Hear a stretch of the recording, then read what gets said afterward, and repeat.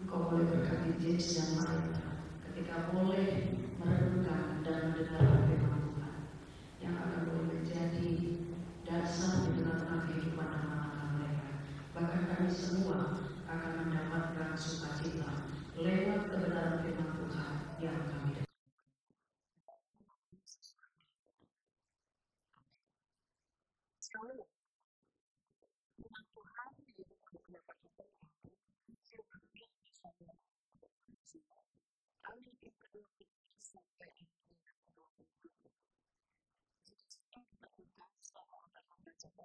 Nama Yesus Kristus.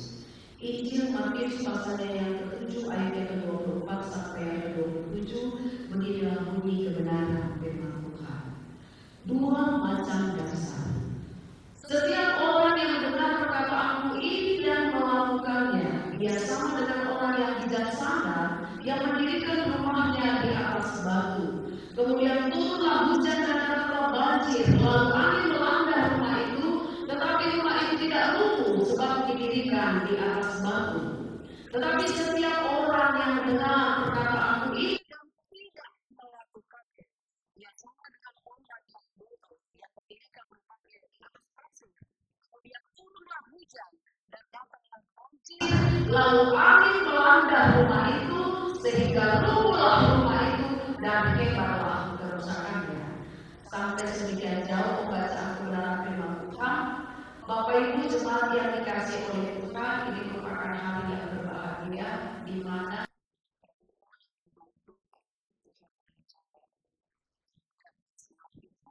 bagi James dengan Marita, betul?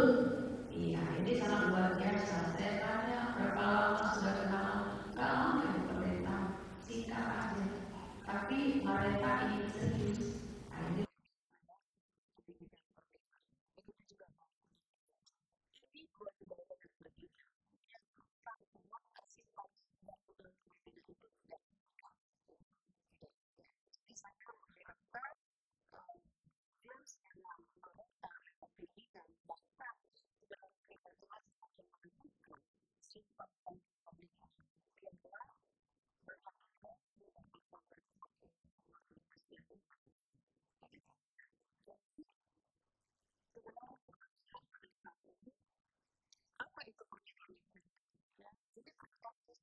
ini yang pertama adalah ini idenya Allah, ya, rencana Allah dan inisiatifnya Allah, inisiatifnya itu Allah. Karena apa? Ada orang yang sudah berpacaran 10 tahun, 5 tahun, tapi gak jadi.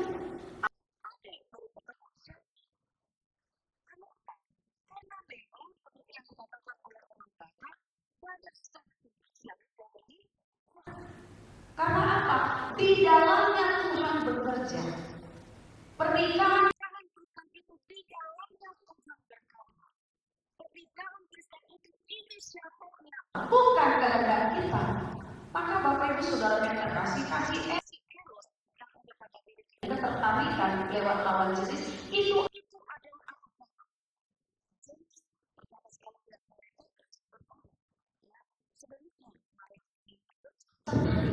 Itu adalah anugerah Allah. Kayak itu anugerah Allah yang ada pada Yesus dengan menikah. Sehingga dalam perjalanan waktu komunikasi yang baik, mereka memutuskan untuk menikah. Maka Bapak Ibu Saudara terkasih, ini yang kita pahami sebagai orang Kristen, bukan kehendak kita menikah, tetapi yang punya inisiatif dan inisiator adalah Allah itu sendiri yang bekerja bagi anak-anaknya. Oleh sebab itu, tidak baik kalau manusia itu seorang diri saja atau akan menjadikan penolong baginya yang sepadan dengan dia. Maka pernikahan harus diawali dengan perjanjian kepada Allah sendiri. Karena pernikahan adalah rancangan, karya, dan kehendak Allah. Jangan dirusak karya Allah. Maka Bapak Ibu Saudara yang dikasih oleh Tuhan, kita flashback. Ketika Adam tidur, ya, adakah kontribusi daripada Adam ketika Tuhan menciptakan Hawa? Tidak ada. Ya. Adakah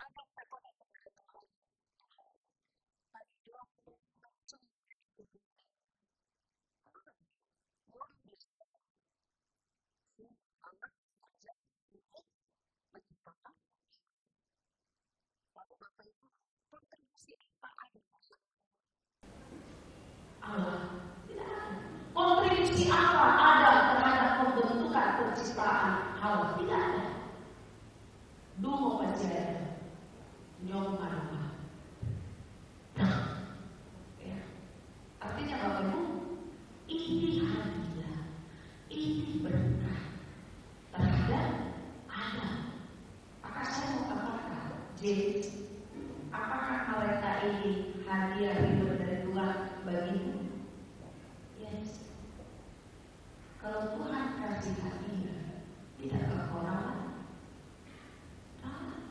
Ya, pasti. Karena apa? Ini hadiah. Hadiahnya apa? Kurang kawin, original, asli ini dari Allah. Maka Bapak Ibu Saudara yang dikasihi oleh Tuhan, katakan dulu kepada pasangan kita, kau hadiah dari Tuhan. Untuk jujur kita Tuhan. Udah boleh kan? Asal di-upgrade pernikahan mereka, iya dong. Hadiah Tuhan ini lebih yang baik. Mana semua dia yang amin. Mengapa itu sampai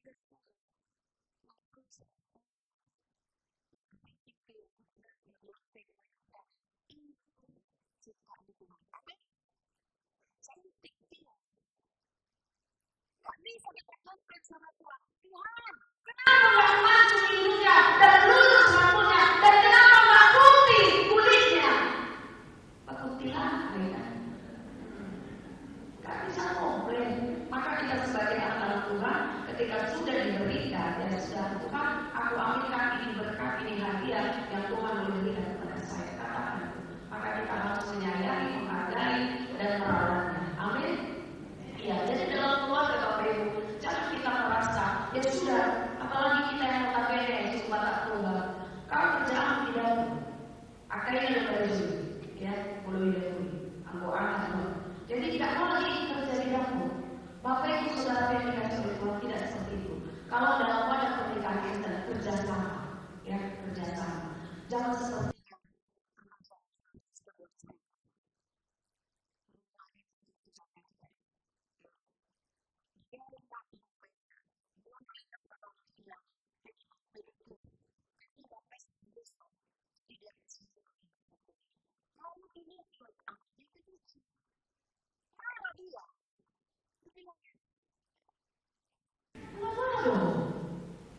masa aku mau suruh nyuci kau pedikur iya yang sebentarnya memang itu kesepakatan kami ya sekali 3 hari kami bergantian untuk mencuci pakaian marah dia selarang-larang anak diraja dia lalu dia nyeletuk loh ini nggak tahu aku juga belum diraja loh ya coba kalau raja sama raja berantem wah hebat ini sudah belum diraja ya jadi hati-hati kau dan berupa ribuan ya udah ada bapaknya di ribuan ya jadi jangan macam-macam jadi marah dia ketika anaknya mencuci pakaian kemudian di kota yang sama ada burunya pergi dia ke tempat burunya dilihatlah burunya sedang apa sedang pedikur juga ya tetapi dilihat burunya apa yang terjadi 10 hewan seperti Allah berkunjung.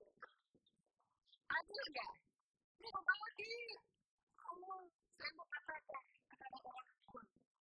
Jangan terlalu berhenti kepada Tuhan. Saya akan punya istilah karena mereka yang menjadi raja dan permaisuri di rumahnya sendiri. Dan perbedaan itu sampai kulkas sudah bisa dengan kira diri dan permaisuri. Dia sudah menjadi raja dan permaisuri dalam Islam.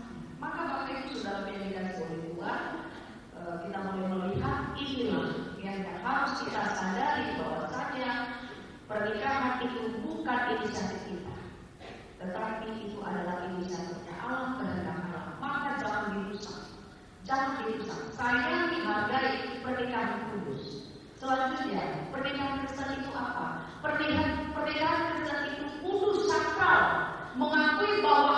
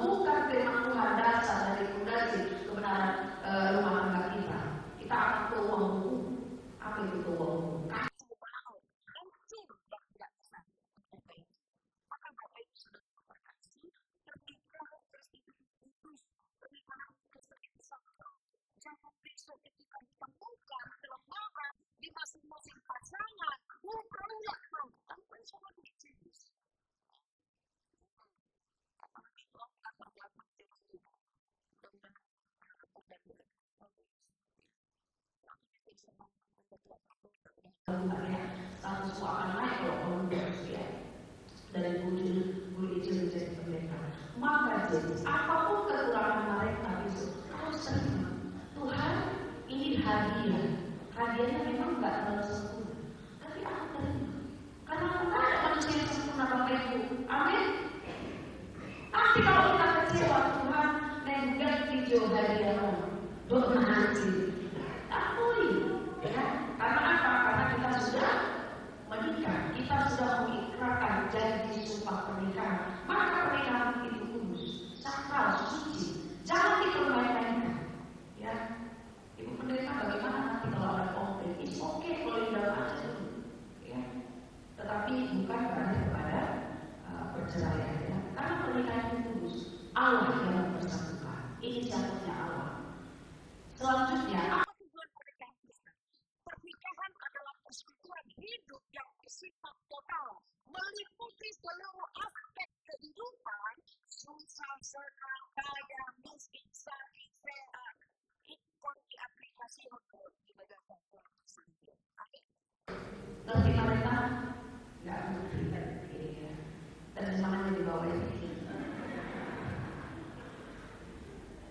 Jadi tujuan pernikahan itu mereka adalah yang persekutuan yang disatukan, ya, semua aspek, mau senang, mau susah, mau sakit, sehat, kau harus ada dalam dinamika kehidupan ini. Amin. Maka Bapak Ibu, kalau sakit suami, kalau sakit istri, bukankah kita sedang mengaplikasikan janji pernikahan kita? Aku kurang sanggup ya kok. Orang kita orang manusia ayam, orang manusia semua dalam hati disakti. Kalau kita tak sayang juga, ya pemerintah jangan kita bersama harus ini bangsa kita harus kita kasih kepada kamu. Kau harus kita buat sebagai jadi harus kita aplikasikan. Kemudian yang kedua, pasangan suami istri menyatakan kesetiaan satu dengan yang lain. Sebagaimana Kristus dengan jemaatnya, Kristus sangat mengasihi jemaatnya. Hubungan kehidupan keluarga itu seperti itu. Siapa imam suami, siapa istri dan jemaat, siapa jemaat istri dan anak-anak. Jadi kalau ada pernikahan yang gagal adalah suami yang tidak berlaku sebagai imam. Betul? Saya pernah mengikutkan seminar, ternyata memang materi itu betul. Statement itu betul. Kalau suami yang berfungsi sebagai imam dengan baik, maka dia akan membawa jemaatnya, istrinya dan anaknya kepada Tuhan. Amin.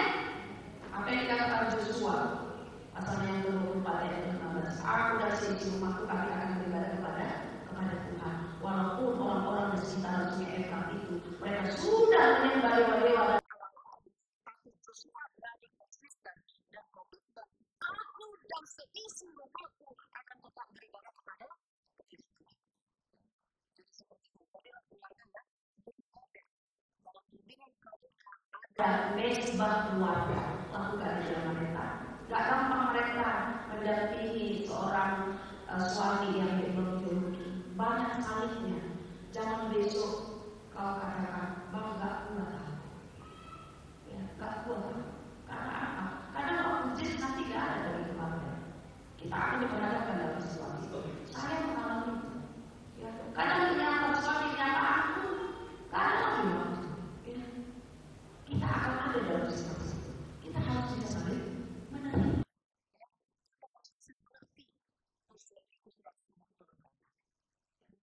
Maka harus berdiskusi dengan pasangan. Ada apa yang jadi kalau pasal jadi sistem yang positif bagi ketiga memenuhi panggilan proaktif yang kehadiran anak buah hati lahir dari sebuah perkawinan bukan di luar pernikahan. Ya, ada di pertanyaan terakhir itu bimbingan sudah pernah melakukan persetubuhan sebelum menikah? Mereka menjawab dengan lama tidak pernah. Sudah punya anak sebelumnya? Tidak ada. Ya. Maka ini sangat kudus. Saya mengharapkan pernikahan kalian harus diberkati, harus dipertanggungjawabkan di hadapan Tuhan. Dan itu bisa terjadi ketika kalian lakukan Yesus Kristus sebagai kepala dalam keluarga. Kemudian bersatu laki-laki dan perempuan secara permanen sampai Allah memisahkan. Jadi tidak ada istilah berpisah. Ataupun jika tidak konflik dalam keluarga sampai Allah memisahkan. Selanjutnya, apa fondasi yang dalam Kristen? Pertama adalah keluarga Kristen itu fondasinya kebenaran firman. Bacalah baca. Aplikasikan kebenaran. Kalau mau ada masalah, jangan saja menimbulkan masalah. Kemudian fondasinya apa? Buat kasih agape yang menikah. Baik maupun masa dibakar dari saudara kenal. Jadikanlah kasih yang daripada Tuhan itu mereka menjadi satu menikah dalam keluarga. Apa kasih Tuhan itu? Yang gak ada tuntutan apapun, memberikannya dengan tulus hati, menerimanya dengan tulus hati. Jadi ikatlah Jesse ini dengan kasih. Terima dia apa adanya. Dalam setiap kelemahan dia sebagai leader, sebagai apapun besok, terima dia, doakan dia, dukung dia, support dia. Karena apa? Kalau pasangan tidak mensupport, ini sangat berpengaruh terhadap pelayanan Jesse. Betul? Ada banyak keluarga hamba Tuhan yang rusak karena pasangan hidupnya. Saya percaya mereka akan menjadi pasangan support system yang baik karena kau sudah banyak terlibat di dalam pelayanan. Saya mendengar status sekarang ketua PPGI distrik 5, ya, luar biasa. Ya, artinya kau sudah tahu dinamika pelayanan itu. Sempurnakanlah itu ketika engkau sudah menjadi seorang istri hamba.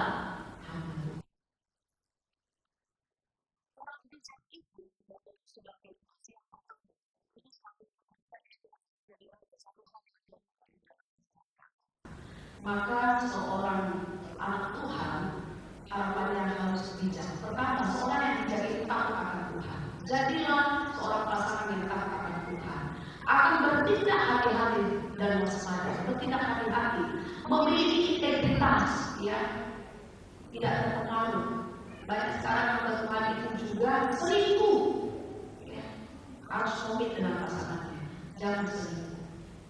Ya, kemudian yang keempat, mempersiapkan diri untuk masa depan. Dia mempersiapkan diri untuk masa depan. Ya. Kemudian yang kelima, perbuatannya nyata dalam kasih sayang, rendah hati dan mendengarkan nasihat. Teori aja. Ya. Jadi mau dinasihati mereka, mau mendengarkan pengajaran. Ya. Ini orang yang beriman. Tidak mudah terprovokasi.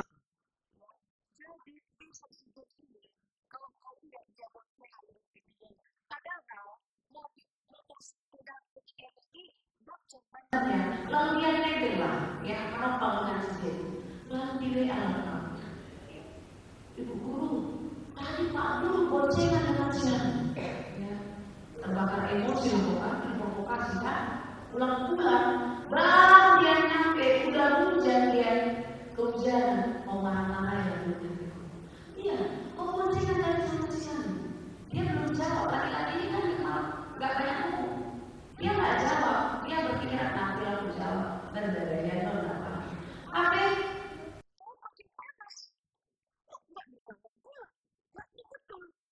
Padahal dia mau membakar hati dulu, ada baju yang berikan, dia mau bisa. Tapi kita perempuan ini kan langsung pakai background kan? Wah, dari manusia, rati toko, gitu ya. Padahal, ya, kejadiannya tidak seperti yang kita lakukan. Jadi poin ketujuh mereka tidak mudah terprovokasi. Isu apapun, dilema apapun dalam jemaat yang dihadapi Jesse harus bisa mungkin merahasiakan. Ya, jadilah support system yang lain. Kedua, mendengar, tidak melakukan firman. Dia dikategorikan orang yang bodoh. Bagaimana orang yang bodoh? Orang yang kurang dalam pengetahuan, kurang kecerdasan, mudah terpengaruh, tidak berintegritas, ya. Cenderung tidak berpikir panjang dalam mengambil keputusan. Jadi dia mengambil keputusan berdasarkan apa? Emosi, amarah. Jangan, ya sudahlah, saya putuskan aja, saya tinggalkan aja. pernah saya datangkan sebuah keluarga Bapak Ibu.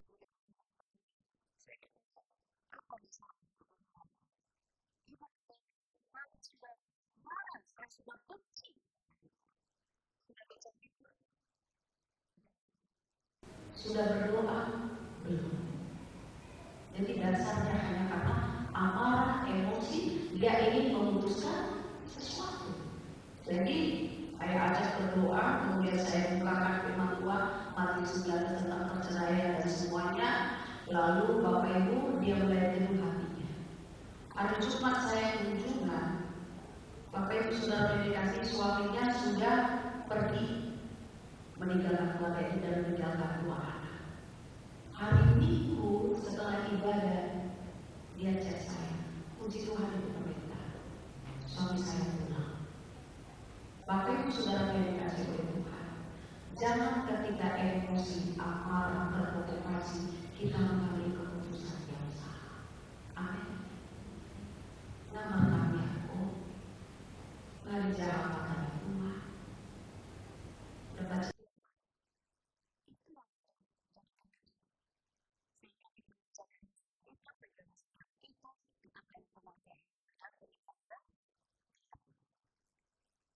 Pemicu konflik dalam keluarga ada pertama konflik ekonomi, yang faktor budaya, faktor egois, faktor keturunan, faktor pihak ketiga, faktor komunikasi yang buruk, faktor pola pikir atau cara pandang.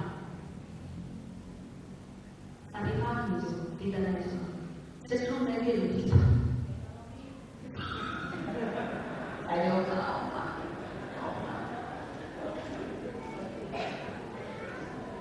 ada budaya di TikTok, beda dan bulan suami 5 bulan, ada tinggal uang kepeng, mari 50 juta. Choice pertama, choice kedua, ya. Jangan kepeng 50 juta, ada cara di mana di jalan. Aku pilih dari 50 juta ini.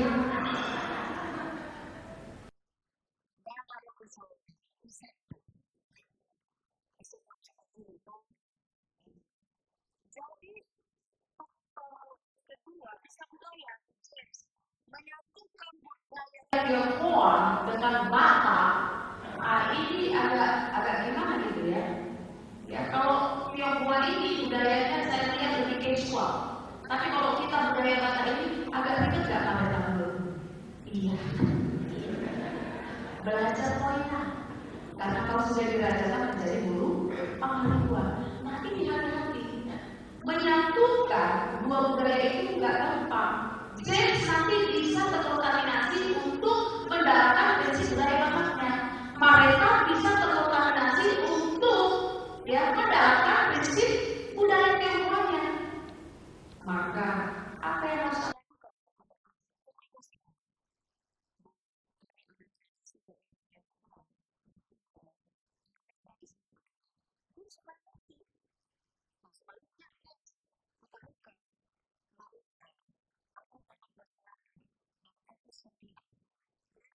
akan campur oleh orang tua. Kalau mereka tidak ada, kita mengganti orang tua. Kalau sekarang ini, ya, betul? Kau mengganti orang tua karena kau membawa garis keturunan laki-laki, ya, patriarkat itu budaya orang tua. Jadi harus bisa menerima dan memahami. Kalau tidak mengerti, bertanya kepada siapa? Nih, amal pengadilan orang tuamu ya. Iya. Oke, selanjutnya. Penting diingat ketika marahlah pada waktu yang tepat, di tempat yang tepat, untuk hal yang tepat, kepada orang yang tepat, dan dengan cara yang tepat. Amin. Unang suluk dojen alami tekanan pelayanan, buruk-buruk mau tugaleng buruk tahu-tahu. Saya dapat majelis gimana?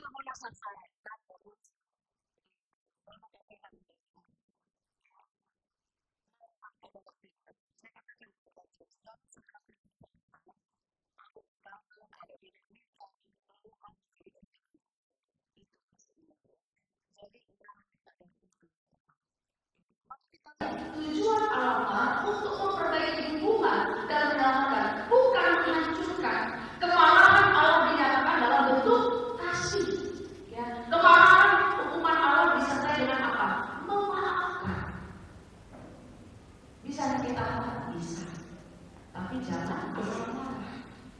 tidak salah, dia menang pada waktu yang tepat. Jadi kita kasih, tetapi bukan berarti kita mau menghancurkan dia. Kita rangkul kembali. Amin, Bapak Ibu. Begitu ya.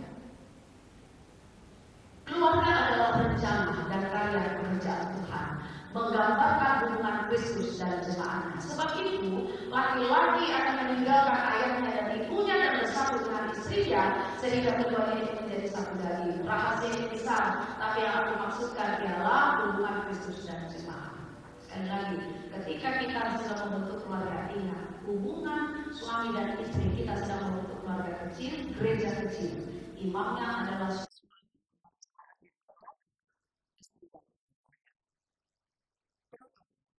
pernikahan besar itu sakral, tulus dan suci. Jangan diperlakukan Tuhan Yesus berkata, ada yang Tuhan berkata.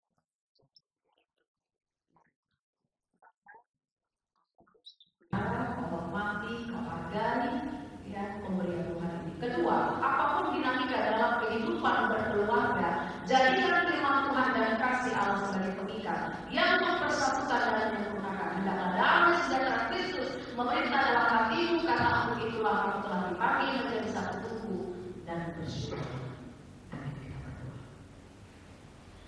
Bapak, terima kasih untuk